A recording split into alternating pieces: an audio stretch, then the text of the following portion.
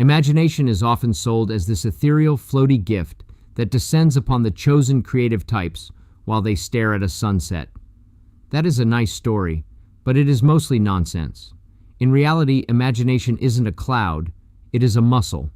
And like any muscle, if you don't put it under tension, it gets soft. Real imagination is less about dreaming and more about the rigorous, systematic optimization of what if. If you want to build a world that feels real, you have to approach it with the same meticulous planning you'd use for a project management board.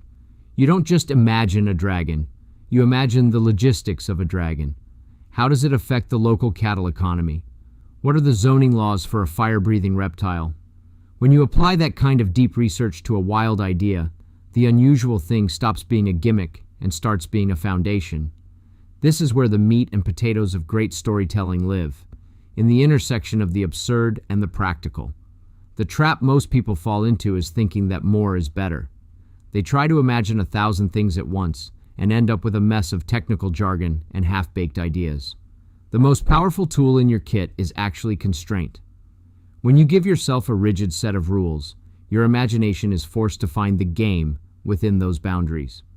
It is the difference between being told to write something and being told to write a story about a man who can only speak in song titles. The second one is infinitely easier because the friction of the constraint generates the sparks. You have to treat your imaginative sessions like a research project. You aren't just looking for a cool idea. You're looking for the internal logic that makes that idea move. If you are writing a story, don't worry about being poetic. Focus on the mechanics of the premise. How does it heighten? What is the next beat in the sequence that makes it more intense, more ridiculous, or more poignant?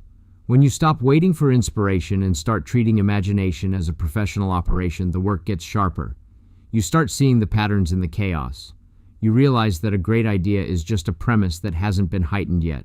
So, stop staring at the ceiling and start building the system. Find your unusual thing, set your constraints, and ride that logic until it hits the breaking point. That is where the real magic and the real work actually happens. Thanks for listening. Catch The Quiet Quotient on YouTube and all major podcast platforms. To help us grow and keep supporting creators, please like, follow, and subscribe. Want to get in touch?